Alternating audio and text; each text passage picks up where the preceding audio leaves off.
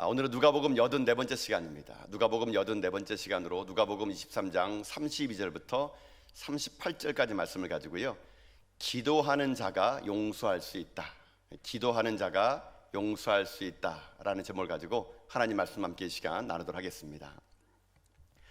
지금 예수님께서는 사랑하는 제자들과 함께 유월절 만찬을 드셨습니다. 그러고 나서 습관을 따라 주님은 겟셋마네 동산에 가서 기도하셨습니다.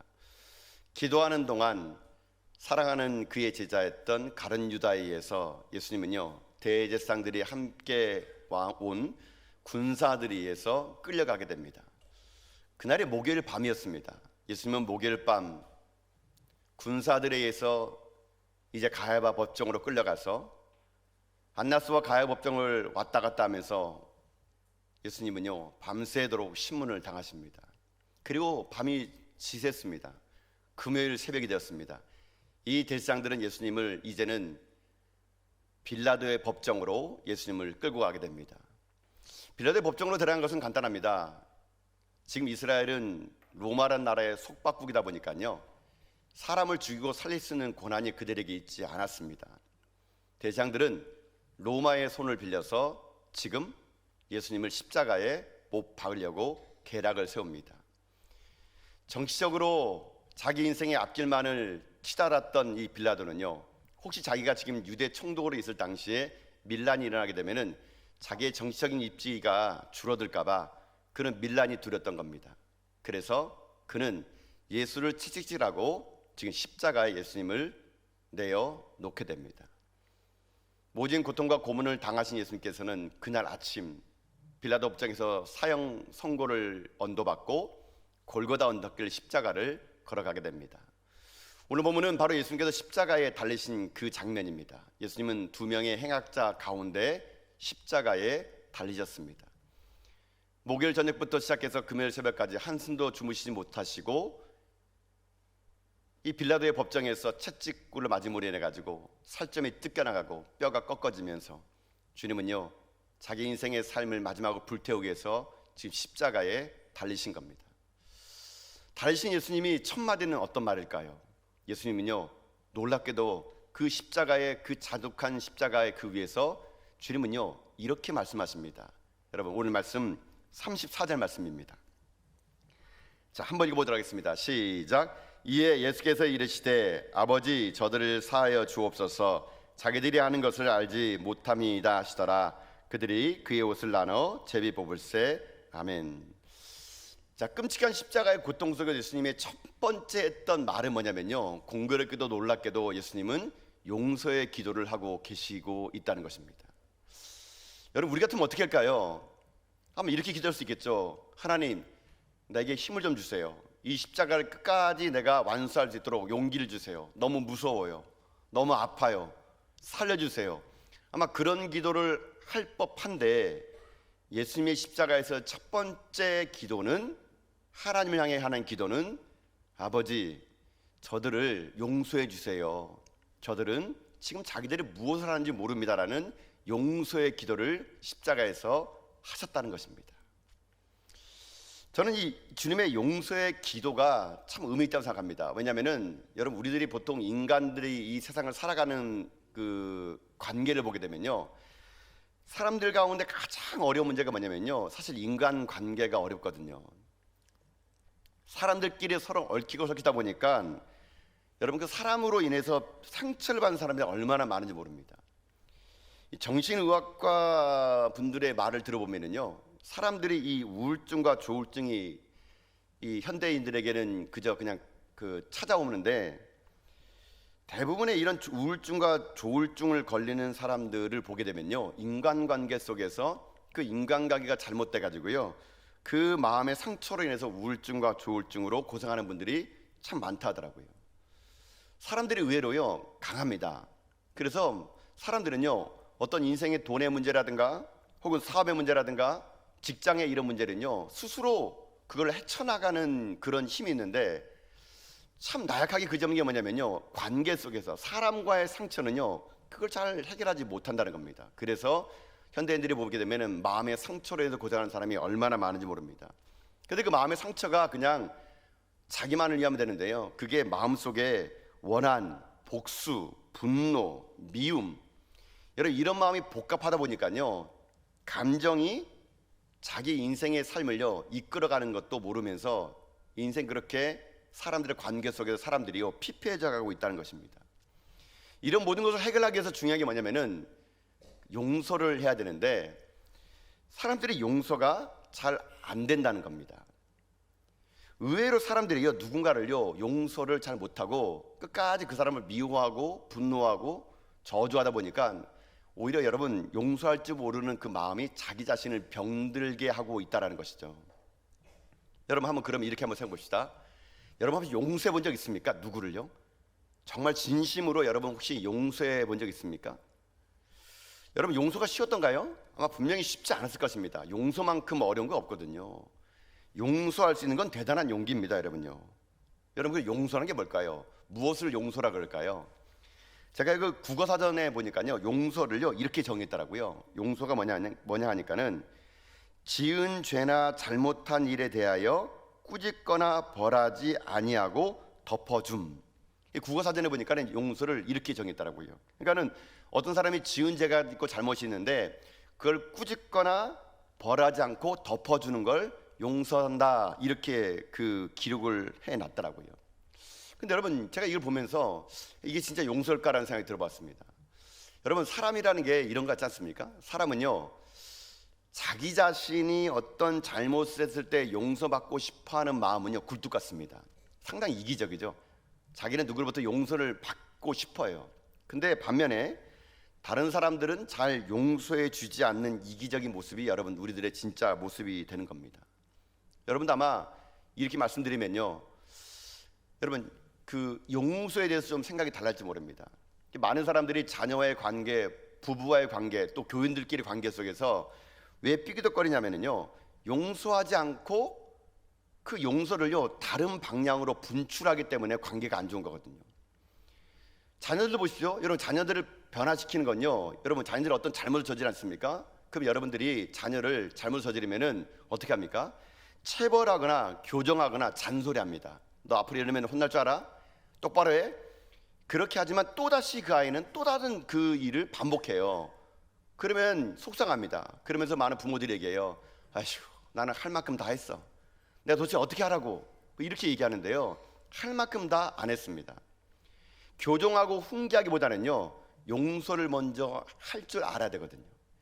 용서를 하게 되면 그 아이가요 달라질 수 있는데 우리는 인간관계 속에서 용서보다는 나는 분명히 잘못한 건 없고 저 사람은 분명히 잘못했기에 다 각자 자기 입장에서 보다 보니까 자기가 먼저 용서하기보다는 지적하고 훈계하고 똑바로 하라고 이렇게 말하다 보니까 관계가 뒤틀려 가지고요 현대인들이 외롭게 살아가고 있는 거거든요.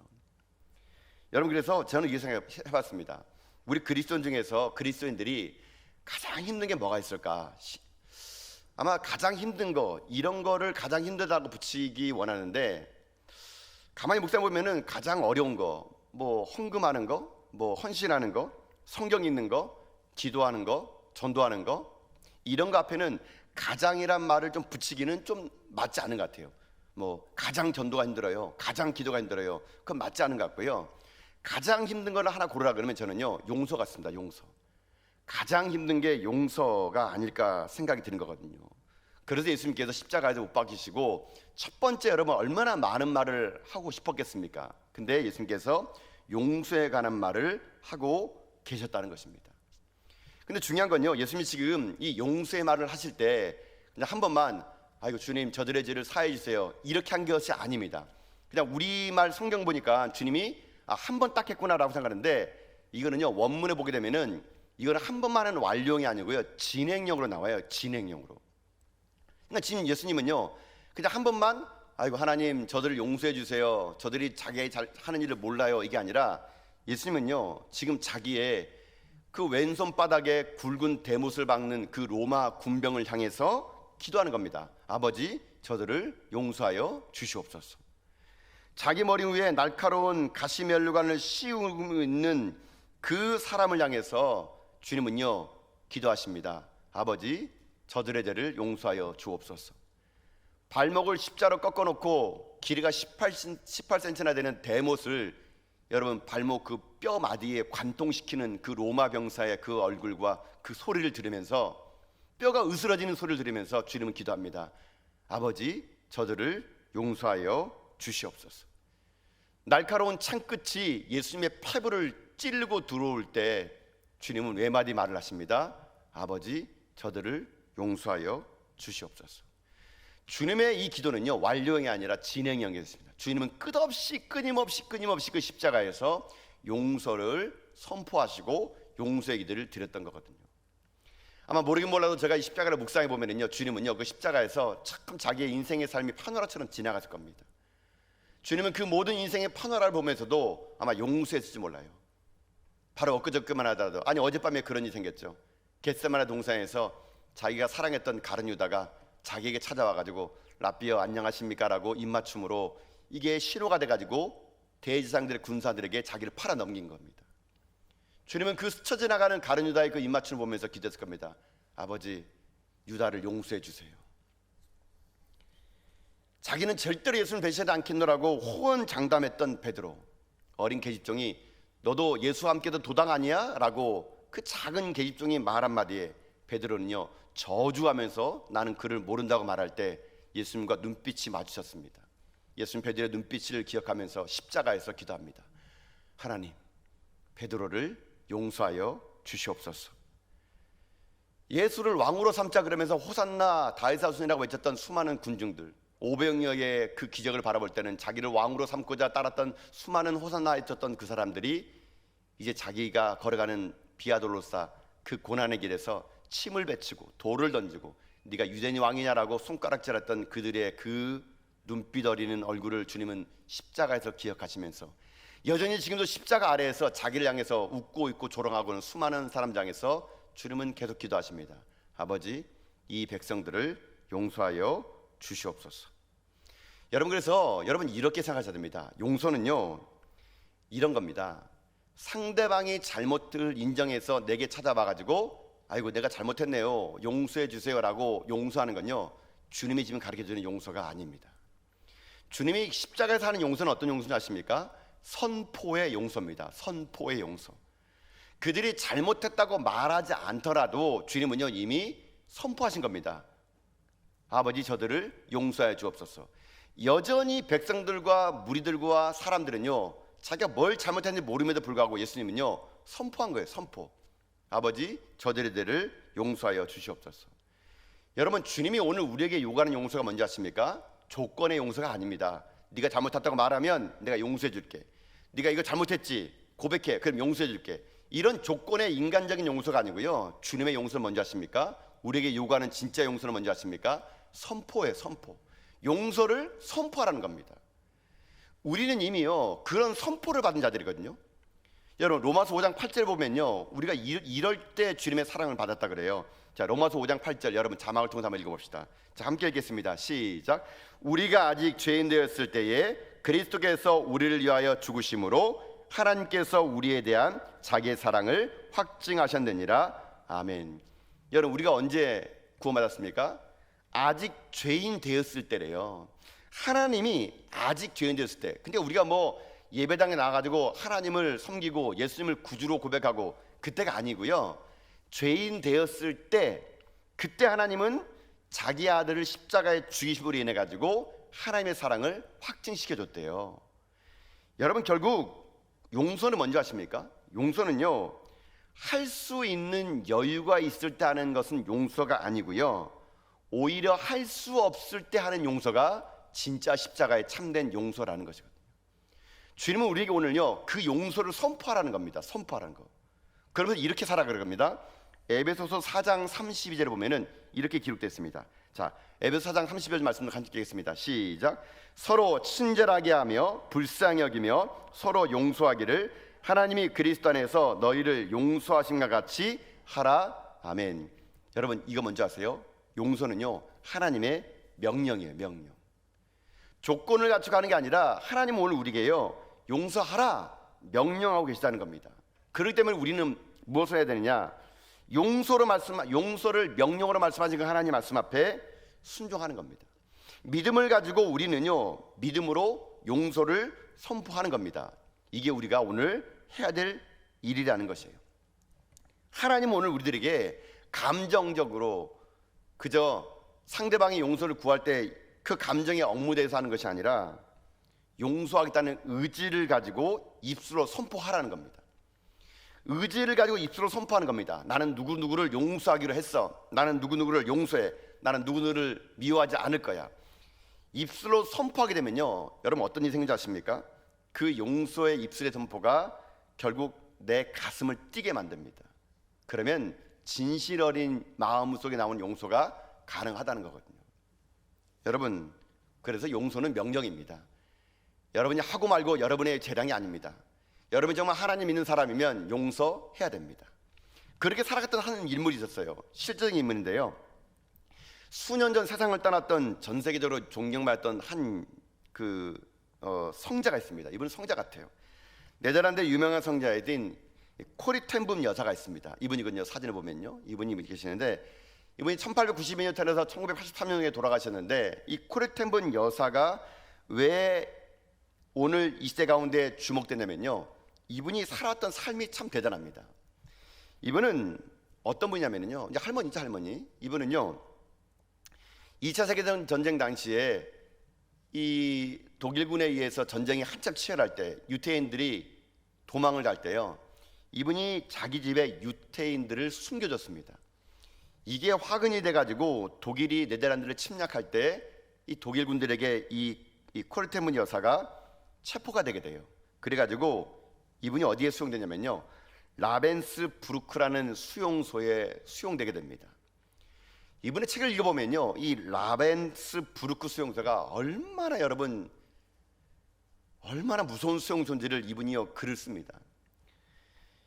여자로서 차마 입에 담을 수 없을 정도의 끔찍한 고문과 고통이요, 이 수용소에서 벌어지게 됩니다. 사람들이 죽는 게 다반사예요. 이 코리 텐붐 여사도 여기에 수감돼 가지고요, 여성으로서 모진 수치와 수모를 다 당합니다. 그러다가 그 수용소에서 그 고통을 못 이겨 가지고요, 자기 언니 베티가 감옥에서 죽고 맙니다. 이 코리 텐붐 여사는요, 끝까지 살아납니다. 생존합니다. 수치를 당하고 모욕을 당하고 그래도 살아남았습니다. 그래서 살아남은 이 코리 텐붐 여사는요, 어떤 인생 살아간지 아십니까? 독일이라는 말만 들어도 오장육부가 다 뒤틀린다 그럽니다. 독일의 국가와 지도만 봐도 온몸의 피가 거꾸로 솟는데요. 근데 참 하나님은요, 잔인하신 것 같아요. 이 코리 텐붐 여사에게 하나님 명령을 내립니다. 어떤 명령인지 아십니까? 이렇게 명령 내렸어요. 코디야, 독일인을 사랑해라. 독일에 가서 용서의 복음을 선포해라. 독일 사람들에게 하나님은 당신을 사랑한다고 얘기해라.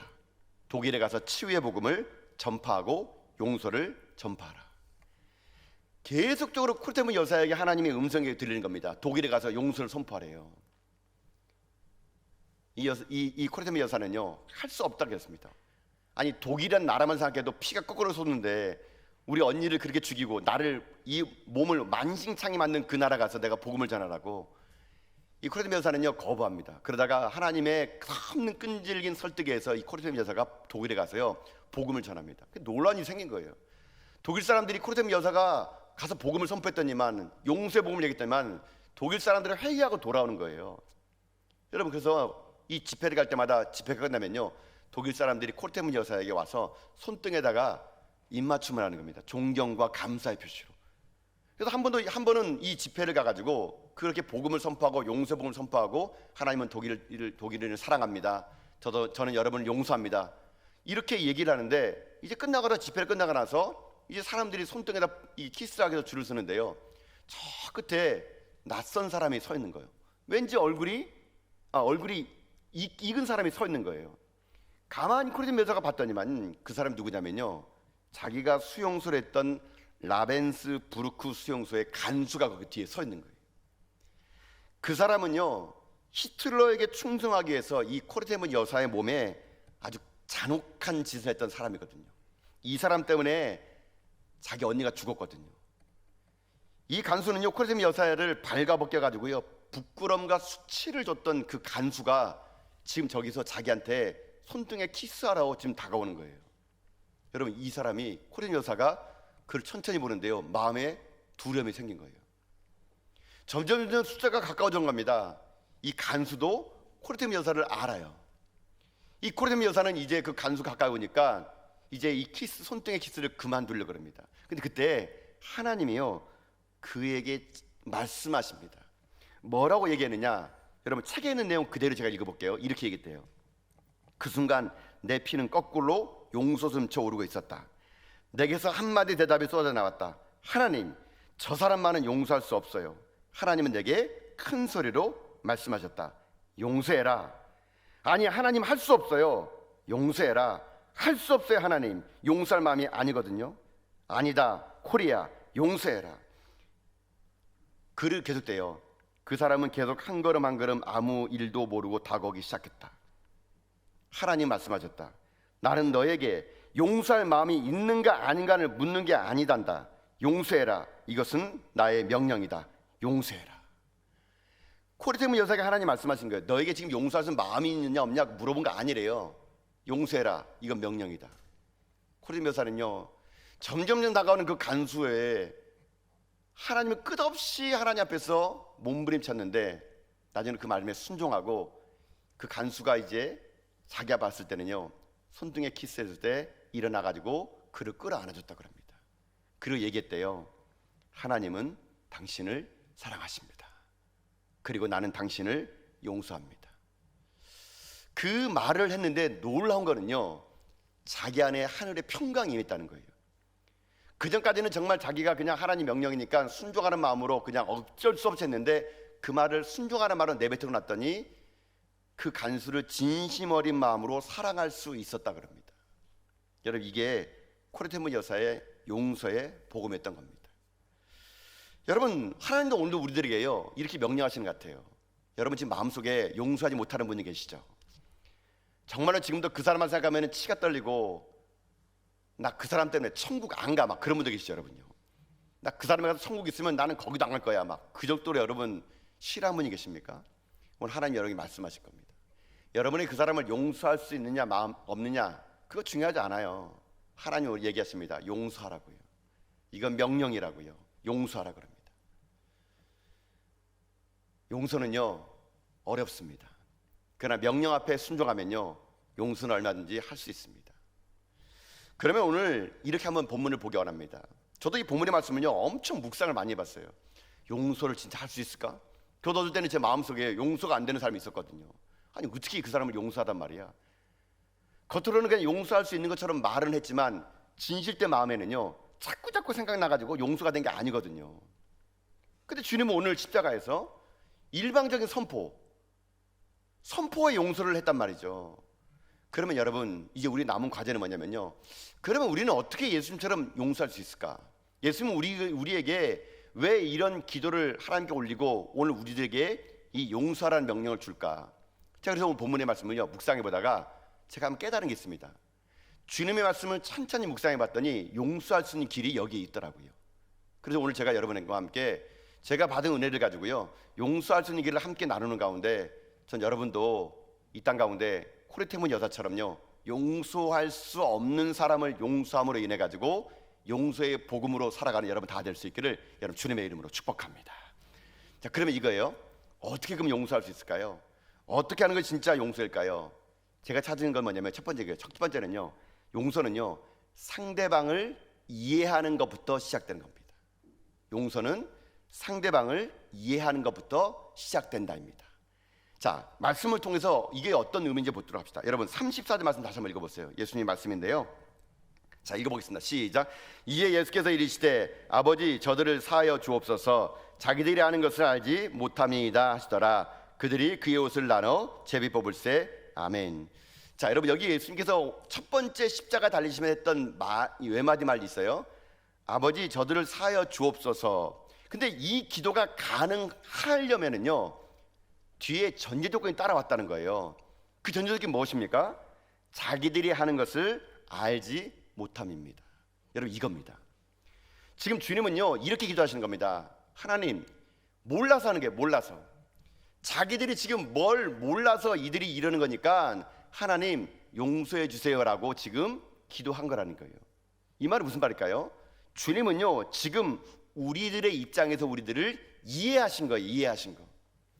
우리들의 편이 돼가지고 우리를 이해하셨더니 얘네들이 무지했구나, 몰라서 이렇구나. 여러분, 그래서요 용서는요 상대방을 이해하면은요 거기서부터 용서는 시작될 수 있는 거거든요. 여러분, 이해가 뭡니까? 여러분, 이해가 영어로 보면 understand잖아요. understand는 합성어예요. 합성어. understand, 서 있는 사람 밑으로 보는 거예요. 그 사람 밑에서 그 사람을 보는 거예요. 그러면 그게 이해가 된대요. 다른 사람의 신발을 신어보면 그 사람을 이해할 수 있는 겁니다. 여러분, 이해할 수 있으면 용서가 가능한 거예요. 주님은요 지금 우리들에게 말씀하시는 게 뭐냐면요, 하나님께 비는 게 그거예요. 이들이 무지해서 그렇다고, 몰라서 그렇다고. 알았으면 그걸 하겠냐고요. 여러분, 이게 동일하게 성경에도 기록되어 있어요. 고린도서 2장 8절 보면요 이렇게 되어 있거든요. 여러분, 고린도서 2장 8절 맞습니다. 함께 읽어봅시다. 시작. 이 지혜는 이 세대의 통치자들이 한 사람도 알지 못하나니 만일 알았더라면 영광의 주를 십자가에 못 박지 아니하였으리라. 아멘. 뭐예요? 알았으면 못 박지 않았을 거란 얘기예요. 무지하니까. 지금 알지 못하니까 주님은 우리의 무지를요 이해하신 거예요.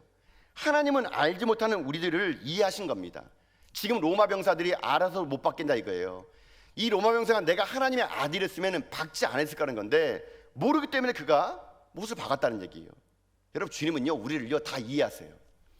우리가 실수할 걸 다 알아요. 배신할 걸 다 알아요. 때로는 우리가 무지해가지고 행동할 걸 다 압니다. 그러나 주님은요 우리를 꾸지람하거나 나무라지 않고요 이해하시는 분이세요. 이해하시고 또 이해하시고, 몰라서 그랬다고, 무지해서 그랬다고 하는, 그러니 이들을 용서해 주옵소서. 여러분, 그렇게 이해하고 있다는 거거든요. 여러분, 이것이 용서의 첫검이라는 거거든요. 무지해서, 몰라서 우린요 너무 몰라요. 그러다 보니까 우리는요 날마다 주님을 십자가에 못 박는 거거든요. 제가 본문의 말씀 준비하다가 이 세상이 참 이렇게 무지함의 극치를 달하는 가운데 이 땅에 이런 어둠의 역사가 임한다는 거, 제가 뭘 깨달았냐면, 여러분 오늘 그 뉴스 들으셨죠? 새벽에 설교를 새벽에 이제 제가 또 이제 깨어나가지고 설교를 마무리하는데 온통 난리가, 여러분 무슨 난리입니까? 여러분, 이태원에서 할로윈 축제 해가지고 죽은 사람 여러분 소식 들었죠? 제가요 토요일 낮에 아이고 오늘 할로윈 데이라 그러니까 또 서울의 이태원에 얼마나 많은 사람이 모일까, 제가 사실 좀 걱정했어요. 왜냐면요 그 이태원의 할로윈 문화는요 이거는 잘못된 귀신 문화거든요. 여러분요, 우리나라의 문화도 아닌 잘못된 외국의 문화를 가져다가 이게 무슨 축제인 양 사람들이 귀신 분장하고, 여러분 잊지 마세요. 악은 어떤 모양으로 버려야 돼요. 악은 어떤 모양으로 흉내내면 안 돼요. 지금 악한 마귀가 대한민국의 젊은이들에게 무슨 할로윈이 문화적인 축제인 줄 알고요 온통 이 대한민국 땅을요 귀신 나라를 만든 거 아니겠습니까? 여러분요, 제가 답답한 게 뭐냐면요, 오늘 보세요. 무분별하게 우리 젊은 엄마들 생각해 보세요. 할로윈 되면요 엄마들에게 편지 써요. 이번 주 할로윈이니까 아이들에게 분장해서 입히라고요. 어린이집부터 시작해가지고 유치원, 놀이동산, 여러분 식당, 패밀리 레스토랑 다 가보세요. 온통 귀신 문화 돼가지고 사람들이 여러분 미쳐있는 거 아니겠습니까? 너무 안타까운데 진짜 사단이 난 거 아닙니까? 저는 이게 아니길 바라요. 지금 보세요. 사람들이 그 이태원에 몰려가고 10만 명이 몰려가지고 여러분요, 제가 아까도 뉴스 보니까 이게 아니길 바라는데 149명이 죽었대요. 압사돼가지고 여러분요. 150명이 지금 혼수 상태래요. 여러분, 이게 대한민국에 지금 벌어진 일이라는 거 믿어지십니까? 무슨 비행기가 떨어진 것도 아니고 교통사고도 아니고요, 사람이 사람을 짓밟아 죽여가지고요 149명이 죽었다. 저는 이게 오보길 바라요. 여러분, 지금 악한 마귀는요 이 시대를 이렇게 흔들고 있다니까요. 여러분요, 여러분 보세요. 내일이 여러분 무슨 날인지 아세요? 10월 31일이 종교개혁주일이에요. 종교개혁주일. 여러분요, 마틴 루터가 여러분 우리 개신교 프로테스탄트 하나님의 말씀을 돌아가자고 개신교의 태동이 이르는 루터의 마틴 루터의 종교개혁이 10월 30일이에요. 근데 이때 뭐합니까? 귀신들이 축제를 벌이고 있어요. 할로윈 데이라고. 이거 지금 누가 웃는 거예요? 악한 마귀가 웃는 거죠. 세상 사람들을 문화라는 포장으로 무지를 시켜가지고 이게 무슨 문화인 양 몰려들어가지고 이 밤에 끝을 잡자 그러면서, 제가 봤더니만요 저도 한번 그 장소가 어딘지 제가 기억날 것 같아요. 해밀턴 그 호텔 그 앞인데요, 거긴 술집이 막 질비합니다. 질비해요. 여러분, 그 할로윈 데이는 어젯밤에요, 이태원 일가뿐만 아니라 용산 쪽에요, 호텔에 빈 방이 없대요. 빈 방이. 여러분 이거 너무 불쌍하지 않습니까? 제가요 새벽에 이 본문을 마무리하면서요 그 소식을 듣는데 제가요 너무 안타깝더라고요. 죽은 사람들이 다 20대래 여러분요. 아니 그 피 끓는 젊은이들 여러분 잘못된 이 귀신 문화 여러분 죽어나가는 거 보면서 내가 너무 가슴이 아픈 거예요. 제가요 다 예수님 같은 기도했어요. 주여 저들의 죄를 용서하여 주옵소서. 그 영혼을 불쌍히 여겨 주옵소서.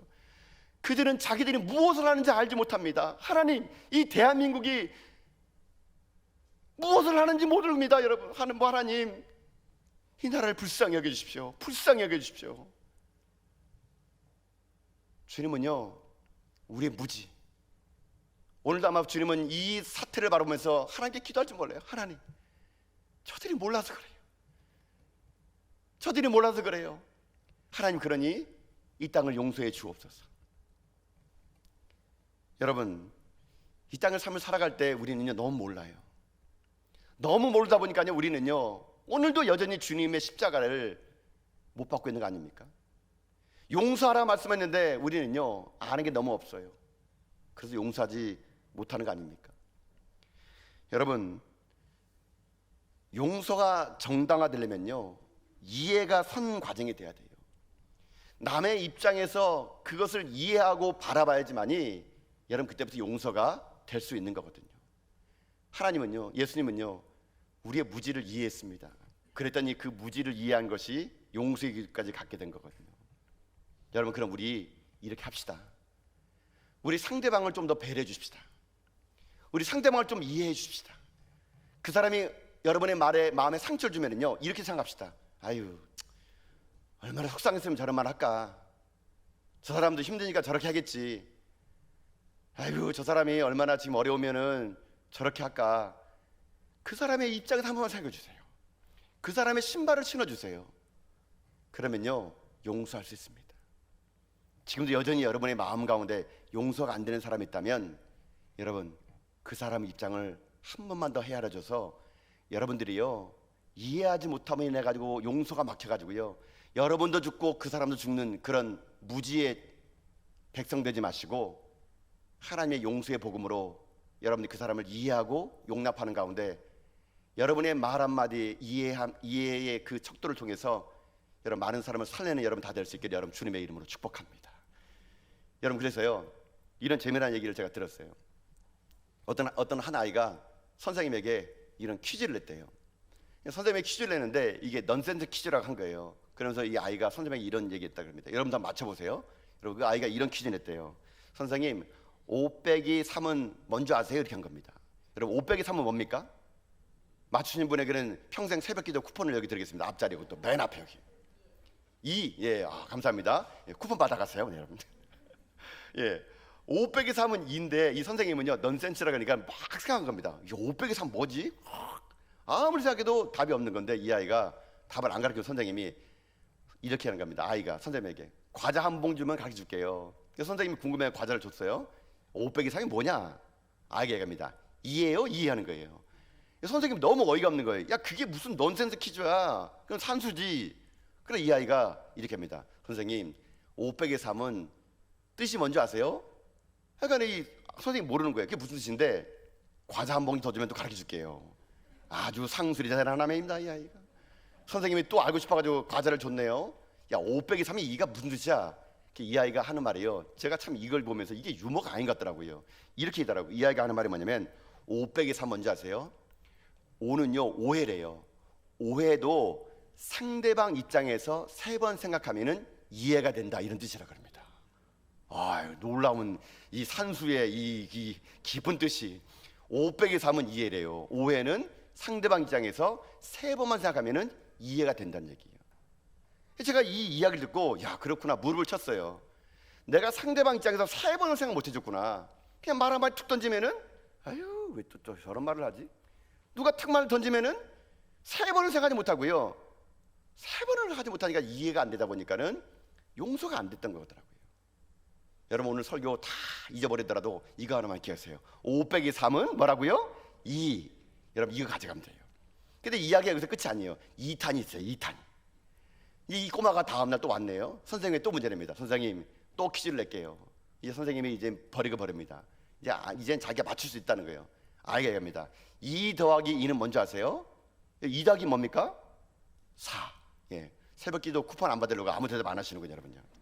4인데 선생님은 얘기했어요. 4다 하니까는 이 아이가 아니 그 뜻이 뭔데요? 뭔데 물어보는 거예요. 선생님이 뜻을 모르는 게 또요. 4는 맞췄는데 또 이 아이가 얘기합니다. 과자 한 봉지 주면은 가르쳐 주겠습니다. 또 선생님 과자를 줬네요. 이 아이가 얘기합니다. 아유 선생님 2 더하기 2는 뭔지 아세요? 4인데요. 이건 이래요. 여러분 이렇게 얘기해요. 그 아이가 이해를 또 이해하면은 이해를 2번 하면은요 사랑하지 못할 사람이 없다고 합니다. 2 더하기 2는 4 이렇게 얘기했다 그럽니다. 참 저는 이 유머를 보면서 그러더라고요. 아 그렇구나. 내 안에 이런 이해가 있었을까? 너무 빡빡하게 살다 보니까 상대방을 배려할 마음이 없었던 겁니다. 너무 바쁘게 살다 보니까 그 사람의 입장을 생각하지 못한 거예요. 현대인들의 문제는요 너무 바쁘다 보니까 그 사람 입장을 3번 생각할 수 없다 보니까 용서가 안 되더라고요. 그래서 제가 이런 생각이 문득 들더라고요.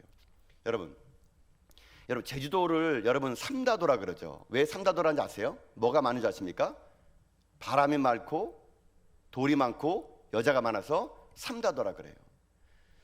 여러분 제주도에 가면은 바람이 많은데요 가장 많은 게 돌도 많아요. 여러분 그 제주도에 혹시 돌담 본 적 있습니까? 사진 한번 보여주세요. 이런 이쁜 돌담이 하나 있어요. 제주도는요. 예. 준비되어 있는 사진 보세요. 여러분 참 예쁘죠? 제주도 가게 되면 어느 곳에나 이런 돌담이 있습니다. 여러분 근데 그거 아십니까? 저 돌담 속에 담겨있는 제주 사람들의 지혜가 거기 묻어 있다는 거. 여러분 다음 사진 보여줄까요? 제주도는요 돌담을요 저렇게 밭과 밭의 경계선을 지을 때 쓰거나 또 이웃 사람과 이웃 사람의 경계에 설 때 돌담으로 담을 쌓습니다. 근데 담을 쌓을 때 어떻게 사느냐? 다음 사진 보여줄까요? 저렇게 담 사이에 뭐가 있습니까? 구멍이 있어요. 구멍. 담을요 촘촘하게 안 쌉니다. 저런 구멍을 꼭 만들어요. 일부러 엉키 설키 싸가지고 엉성하게 쌓습니다. 왜 그럴까요? 저 구멍은요 제주 사람들의 지혜예요. 제주 사람들은요 태풍을 바람을 이기며 살았던 사람들입니다. 태풍과 바람을 이기려 그러면은요 시멘트로 만든 담은 다 넘어집니다. 바람 구멍을 만들어놔야 바람이 담을 치더라도 결코 그 담이 넘어지지 않아요. 바람 많은 곳 사는 제주 사람들은요 늘 언제나 돌담을 지을 때 얼기설기 구멍을 만들어놔 가지고 그 구멍으로 바람이 통과되게끔, 그래서 자연을 거스르지 않고 자연을 친구 삼아서 공존해 가는 것을 돌담을 싸면서 보게 됩니다. 그래서 여러분 제주도는요 태풍이 불면 돌담은요 여러분 안 무너집니다. 사람이 이주로 넘어뜨리지 않는 이상은요 여러분 제주도는요 어떤 태풍이 불어도 돌담은 안 무너져요. 왜냐하면 그 구멍이 있기 때문에 그런 겁니다. 그러나 다 완벽히 막은 담은요 태풍이 오면은 다 무너지게 되어 있습니다. 여러분 제가 여러분에게 이 제주의 돌담의 지혜를 드리고 싶어요. 인생은요 제주 돌담처럼 구멍이 있어야 돼요. 여유가 있어야 돼요. 영적인 바람구멍이 있어야 됩니다. 누군가 나에게 툭 다가오게 되면요 내가 시멘트가 되면은 나도 다치고 상대방도 다칩니다. 누군가 여러분에게 툭 말을 던집니까? 영적인 바람구멍으로 그 말을 흘려보내버리세요. 그럴 수도 있지, 오죽했으면 그랬을까. 이해하는 겁니다. 이해하는 거. 내 인생에 돌담이 많은 사람은요 상대방을 이해하게 되고 그 사람은요 오랫동안 인간관계를 유지할 수가 있는 거거든요. 저는 오늘 시간 여러분에게 그런 이해가 여러분 가운데 임할 수 있기를 주님의 이름으로 축복합니다. 여러분 마음 가운데 영적인 돌담이 있어야 돼요. 영적인 바람구멍이 있어야 돼요. 그래가지고 내 입장이 아니라 상대방 입장에서 생각하는 가운데 여러분 이해를 통해서 여러분들이 용서의 복음을 누리며 살아가는 여러분 다 될 수 있기를 여러분 주님의 이름으로 축복합니다. 이게 첫 번째 비결이라면 두 번째가 있습니다. 용서의 첫 번째 비결은 뭐라고요? 이해하는 거예요. 두 번째가 있어요. 이게 더 중요합니다. 두 번째는 뭐냐? 간단해요. 기도하는 겁니다. 기도하는 거. 여러분 이해했습니까? 그러나 이해는 부족해요. 어떻게 되느냐? 기도로 승화시켜야 됩니다. 자, 말씀을 다시 한번 보도록 합시다. 34절 말씀 보세요 한번요. 자, 한번 읽겠습니다. 시작. 이에 예수께서 이르시되 아버지 저들을 사하여 주옵소서, 자기들이 하는 것을 알지 못함이다 하시더라. 그들이 그의 옷을 나눠 제비 뽑을세. 아멘. 자, 오늘 예수께서는 이 십자가에서 첫 번째 말이 그거예요. 하나님, 저들을 용서해 주세요. 왜? 그들은 지금 몰라서 그래요 라고 하는 겁니다. 여러분, 정말 우리 가운데 용서의 복음이 완성되려면요, 간단해요. 이해한 다음에 중요한 것은 기도하는 겁니다. 기도. 왜 기도할까요? 왜 기도할까요? 기도는요, 용서가 우리의 영역이 아님을 고백하는 겁니다. 여러분, 원래 우리는 용서 못해요. 우리는 용서할 수 있는 자격이 없어요. 죄인된 우리들은요, 너무 이기적이어가지고요, 우린 서로를 용서 못합니다. 그게 죄인이기 때문에 그런 거예요. 이 용서는요, 우리에게 있는 게 아니고 하나님의 성품이에요. 하나님의 성품이 우리에게 임하려 그러면 어떻게 되느냐? 기도하는 거예요. 기도하는 거. 기도에서 하나님의 성품이 우리에게 성령을 통해서 임했을 때 성령님이 우리 가운데 용서의 성품을 주시고 하나님의 마음을 주셔가지고 그 기도하는 자에 통해서 용서가 가능한 거거든요. 그래서 여러분 어떻게 되느냐? 기도하는 자가 용서할 수 있다는 것이에요. 용서는 내 힘으로는 불가능합니다. 내 의지와 내 노력으로는 안 돼요. 용서는요, 성령의 선물이에요. 누가 용서할 수 있냐? 기도하는 자가 용서할 수 있습니다. 여러분이 누군가를 지금 용서 못하는 건 왠지 아세요? 그 사람을 위해서 충분히 기도 안 했다는 증거예요. 여러분이 누구를 용서 못한 거는 그 사람을 위해서 정말로 간절히 기도해 본 적 없기 때문에 그렇습니까? 그렇습니다. 여러분이 한번 누구를 용서하겠다 작정하셔가지고요, 충분히 기도해 보세요. 성령님이 여러분에 임하셔가지고 여러분에게 용서의 복음을 주시고요, 여러분의 힘이 아니라 하나님의 능력으로 그 사람을요 용서할 수 있도록 용기를 주시는 거예요. 용기는 내 이름을 하는 것이 아니고요, 성령의 은사예요. 성령이 우리 가운데 임했을 때만이 가능한 거거든요. 저는 이 용서의 복음을 볼 때마다 그렇게 살아갔던 성경의 한 인물이 자꾸 생각이 납니다. 이 말씀을 준비하다가 용서에 관련된 성경의 구절 인물 중에 한 사람 누구냐면요, 한 이름도 없는 한 여종이 생각납니다. 열왕기하 5장에 보면요, 어떤 일이냐면은 나아만 장군이 있는데요, 이 나아만 장군은 아람의 군대 장관이었어요. 근데 이 사람에게는 이스라엘의 전쟁 가운데 쳐들어갔을 때 그 집에 데려온 한 계집종이 있었습니다. 자, 여러분 열왕기하 5장 1절의 말씀 보도록 할까요? 자, 한번 읽어봅시다. 자, 시작. 아람 왕의 군대 장관 나아만은 그의 주인 앞에서 크고 존귀한 자니 이는 여호와께서 전에 그에게 아람을 구원하게 하셨습니다. 그는 큰 용사이나 나병한 자더라. 아멘.